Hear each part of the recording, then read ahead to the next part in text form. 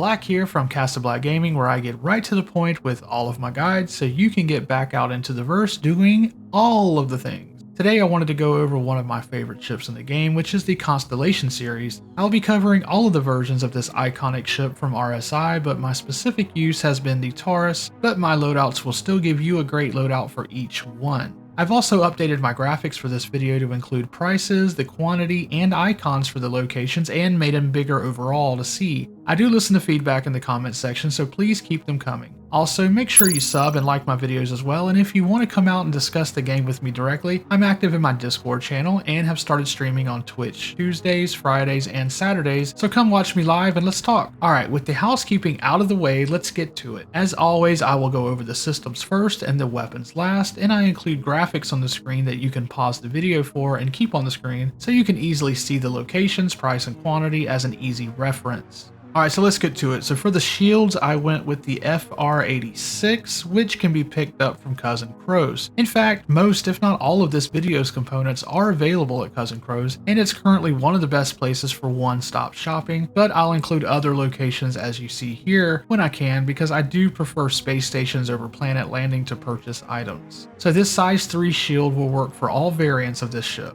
Alright, so moving on to the power plant, I went with the JS400, which can be picked up at HRL2 as an option instead of Cousin Crow's. You'll need to pick up 2 of these, and this power plant works with all versions of the Constellation class of ships. The coolers I went with for my Taurus is the size 1 Glaciers, which you can pick up at Port Tressler. Now for the other variants of the Constellation ships, you can use 2 of the size 2 Avalanches instead, which you can pick up at Crew L4. Remember that until we get a ship revamp on components, which isn't really looking likely until the end of this year or early next year, the coolers and power plants are very limited on seeing actual improvements, so this is not something you have to upgrade right away. However, with the 3 variations that use Avalanches, you might see more of a boost over the Taurus since you're using so many laser repeaters, but more on that later. Moving on to the Quantum Drive, I went with the XL1 for all of the Constellation class ships, as this is a great purchase which will allow you to cut your travel times in half on those longer journeys, and something I recommend to pick up relatively quick. And you can find this Quantum Drive at Port Tressler. Alright, so let's move on to the weapons. Now there will be some variation here between the different ships, with some packing much more firepower than my little Taurus. So for your main guns, I recommend going with the size 5 CF557 Galderine laser repeaters, and you'll remove the gimbals if you have those, because these size 5s are nasty and a good weapon to have, and you can pick these up at center mass on area 18.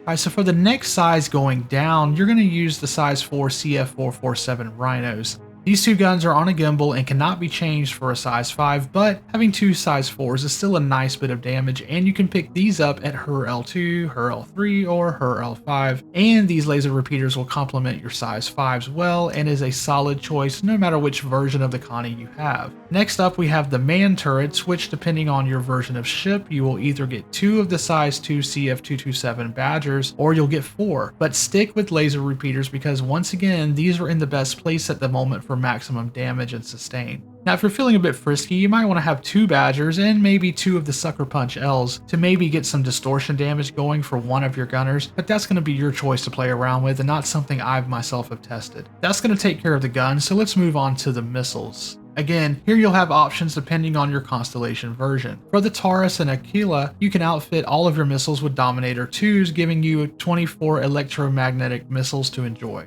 We're not able to substitute any of the missile racks for any of these ships, so there's no options to go smaller for more quantities, but still a nice bunch of missiles. For the Andromeda and Phoenix, you're able to have 28 of the Task Force 1 missiles on the 471 racks. The Andromeda can then also have the 24 Dominator 2s, giving it a total of 52 missiles at its disposal, so you can clearly see which of these ships is the raw damage bringer. So that's going to do it for my quick loadout video on the Constellation class ships. Now, how did you guys like the graphic overlays? I'm hoping the larger size and more info will make them more useful, but please let me know either way down below.